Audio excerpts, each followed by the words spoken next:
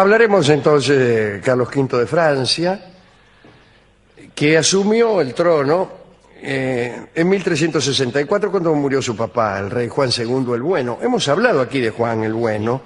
Juan el Bueno murió en Inglaterra. A él lo habían tenido como rehén, preso. Recuérdese que estamos durante la Guerra de los 100 años entre Inglaterra y Francia. Y el tipo, en ese tiempo, se enamoró de una mina en Londres. Lo soltaron, volvió y no era feliz porque en París no estaba la mujer que él amaba, y entonces volvió a Londres y allí murió en 1364 y lo sucedió su hijo Carlos, que fue Carlos V de Francia. Eran tiempos, como he dicho, de la Guerra de los 100 años. Los ingleses habían invadido Francia. Carlos V estaba casado con Juana de Borbón. El 24 de mayo de 1364, la pareja real, Carlos y Juana, entró en París. Juana, que era hermosa, montaba un espléndido caballo y vestía exquisitamente. Por la noche, un gran banquete reunió a todos los nobles que estaban al lado del rey en aquella guerra, ¿no? Y París se transformó durante 2 días en una gran farra. París era una fiesta. Era una fiesta, dijo el amigo Ernesto. La reina Juana fue colmada de alabanzas, qué sé yo, y también de regalos, sírvase, qué sé yo. Esto alegró muchísimo al rey Carlos, que la amaba muchísimo. 2 veces muchísimo. En realidad aquellos reyes, si bien habían terminado queriéndose, se habían casado del mismo modo que se casaban casi todos los nobles, es decir, un matrimonio que se había concertado cuando Juana tenía 12 años y Carlos 13. No solo se había concertado, sino que se había celebrado. Sí. Y le pareció que el lecho conyugal era muy aburrido. Y buscó amantes más experimentadas que su joven mujer. Y a los 15 años se convirtió en el amante de una dama de la corte que, según la crónica, lo despabiló con refinamiento. Dotado de un temperamento más bien generoso, por decirlo así, Carlos se había encargado de todas las mujeres que dormían en el palacio, desde las cocineras hasta las esposas de los consejeros del trono, trono que todavía no ocupaba él. Pero cuando sí lo ocupó, Carlos abandonó aquella vida licenciosa. Dijo, bueno, muchacho, ahora voy a reinar. Y expulsó a todas las amantes, e incluso a todos los que habían sido cómplices de sus entreveros. De ese modo, para evitar regresos del pasado, se rodeó de una corte de desconocidos. ¿Qué es lo que le pasa a uno cuando quiere romper con el pasado? Tiene que transar con el futuro. Ya rey, Carlos tuvo a su lado con más frecuencia a su mujer, a Juana de Borbón. La hizo participar del gobierno. Si gobernó un rato vos, dice. La llevaba regularmente al consejo, incluso tenía un asiento reservado. Me imagino, ¿no? Está la reina de Francia de parada en el consejo. Cuando se reunía el parlamento, Juana se sentaba al lado del rey y él la consultaba en las cuestiones espinosas. Dice, ¿qué podemos hacer con los rosales? Carlos la llamaba su bella luz y el sol de su reino. Ella ya se estaba empezando a pudrir. Calcule si ya estoy medio podrido yo, que hace 2 páginas que estoy con este asunto, la mujer que llevaba años oyéndolo al baboso este. Bueno, lleno de alegría este muchacho no pensaba más que en hacerle regalos, cubrirla de joyas y de felicidad. Pero, por desgracia, aquel matrimonio que constituía la dicha del rey fue fatal para Francia. Carlos y Juana eran primos. Hacía tiempo que la Iglesia no hacía respetar las leyes de consanguinidad y consentía que estos matrimonios entre parientes no se celebraran. Muy cercanos. El matrimonio de Carlos y Juana era más de 6 veces consanguíneo. Era casi como casarse con uno mismo.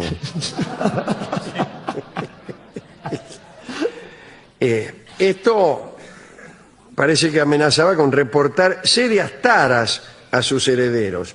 Pero no solo Carlos y Juana habían cometido la osadía de casarse siendo primos. Sus predecesores ya venían haciéndolo desde hacía varias generaciones. Entonces no solo los herederos podían padecer las consecuencias, sino que ellos mismos ya eran producto de aquella consanguinidad y efectivamente pagaron el precio. Ellos deseaban tener hijos. Juana dio a luz al delfín Carlos. Como sus partos anteriores se habían fracasado, la reina se había hecho atar a la pierna una piedra llamada aetita, a la que los antiguos atribuían propiedades abortivas. En aquellos tiempos la corte residía en Saint Paul, no lejos de la Bastilla, que recién había sido construida. Mira, ya la tiraron abajo. Allí residían los reyes que les gustaba más aquel palacio que el Louvre, que les parecía demasiado austero. Bueno, ahí vivían alegremente, rodeados de pocos cortesanos y de muchos bufones, porque les gustaba reírse. Pero entonces aparecieron los problemas de la consanguinidad.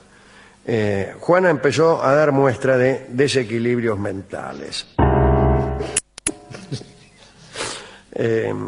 A veces gateaba por los corredores de Saint Paul. Bueno, no hay que estar loco. Hay gente que gatea por placer. Sí, o por dinero. Pero no. Claro. Padecía ataques de risa que la sofocaban. Se reiría de ella misma gateando por el palacio de Saint Paul. Cuando se enfurecía, arrojaba sus muebles por la ventana. Eso tampoco parece gran cosa.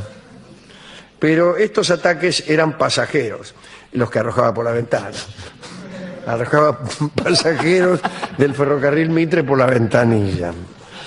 Esto ya es un poco más... Es un poco más frecuente acá. Pero... Un día de 1373, la reina, que tenía 35 años, sufrió una crisis que sí asustó a todos, porque por las otras no se asustaban. Se arrastró por el suelo dando alaridos y golpeó a un bufón. El bufón huyó y dio aviso a los cortesanos. Se pudo asistir entonces al espectáculo de una reina en pleno ataque de alienación, diciendo cosas incoherentes, lo que llaman teatro contemporáneo. Carlos V abandonó la sala del consejo y corrió al lado de Juan. Imagínense, estaba en el consejo, viene, ahí anda su mujer, dice, pegándole a los bufones, etc. Y arrastrándose. Y arrastrándose por el fango. La encontró, cuando llegó el rey, con la falda sobre la cabeza, entregada a una danza obscena que lo consternó. Mira vos. Pero... con palabras suaves y mucho cuidado, palabras suaves como por ejemplo molicie. Logró conducirla a su habitación y allí la visitó un médico. Este médico declaró que la reina probablemente estaba embrujada. Muy deprimido, el rey Carlos hizo una peregrinación. Toda gente muy cientista. Juana permaneció en su locura durante un año, así que el rey no sé dónde habrá ido a peregrinar, pero fue de gusto, porque no se le pasó. Después empezó a recobrar la razón, me refiero a la reina, y también la memoria. Pero ni el estado de razón ni la locura duraron mucho. Juana quedó embarazada y murió de parto en la primavera de 1377. Y entonces, el que se volvió loco fue Carlos. No fue una locura grandilocuente. No era de esos locos molestos. No, tranquilo. Tipo, loco manso. tiraba por la ventana, pero cosas más chicas, me imagino. Parece que se volvió tan triste que dejó de ocuparse de los asuntos de Estado y nunca más se lo vio sonreír. En general lo que pasa es al revés, cuando uno se ocupa de los asuntos de Estado ya no sonríe. Claro. Pero Carlos V no solo abandonó la política, sino que entró en una melancolía poblada de llantos y de rezos a la reina muerta. Encerrado en la capilla de Saint Paul, incapaz de sobreponerse al dolor, ahí andaba. Y murió 3 años después de Juana, en 1380, a los 43 años. Esta locura, dicen, continuó en su hijo. Ya conocemos a Carlos VI, el rey loco, que jugaba las cartas con una muchacha. En realidad no estaba tan loco. Medio la familia de Carlos VI había conspirado para hacerlo pasar por loco. Y había una muchacha que por piedad lo iba a visitar. Estaba encerrado y sucio, no se lavaba, Carlos VI, el hijo de este muchacho, ¿no? Y esta muchacha lo iba a entretener y lo entretenía con un juego nuevo que habían traído de las cruzadas. O sea, tan nuevo no era, pero más o menos. Ah, sí, sí, sí. Parece que en Medio Oriente jugaban con unos cartones pintados a un juego que llamaban Naib. Y entonces jugaban a los naipes, jugaban a las cartas con esta chica. Y después empezaron a fabricarse los 40 cartones las pintados. barajas, los 40 cartones pintados. Bueno, ¿a quién podemos dedicar este relato? Yo creo, Alejandro, que es hora de reivindicar, no esa forma de la locura que reivindicaron tristemente el surrealismo y algunos tangos, incluso, desgraciadamente. Porque Algunos locura... tangos y algunos viejos que nos aconsejaban, que decían, es preferible un loco, etcétera, o los que están locos son los que están afuera, Sí, sí, sí. ¿no? Ese elogio de la locura. A diferencia de nuestro querido amigo. Pero porque esa parte de la locura es ciertamente siempre triste. Pero hay otras locuras. Estaba pensando en Juana la Loca, la española, que por lo menos se volvió loca por amor. Estaba pensando también en Juanita Larrauri, por ejemplo, que nunca se volvió loca, o en Juana Zurduy, que por lo menos eran patriotas. Estaba pensando también en otra Juana que tenía algo de Pirucci, ciertamente, porque hablaba con personas que ella creía que eran santos, pero que a la hora de los bifes, contra los británicos justamente supo ponerse una armadura y llevar a Francia a una victoria que todavía hoy están disfrutando. Hablo de Juana de Arco. Exactamente. Así que también un poco loca de pero claro, violencia. vamos, si no, porque se iba a cortar el pelo una chica. Pero bueno, digo, me parece que esas Juanas y alguna otra Juana de la que no mencionaremos el apellido, merecen por esa locura de otro orden, por una locura menos sucia, menos patética, menos triste y más eficaz. Creo que se merecen la dedicatoria para esta noche, para una loca como corresponde, ¿no? Entonces, para esa clase de locas, oiremos esta chacarera que tocan Ariel Ramírez y Jaime Torres, y que se llama La Loca, justamente. Adelante. Y París se transformó durante 2 días en una gran farra. París era una fiesta. Era una fiesta, dijo el amigo Ernesto. La reina Juana fue colmada de alabanzas, qué sé yo, y también de regalos, sírvase, qué sé yo.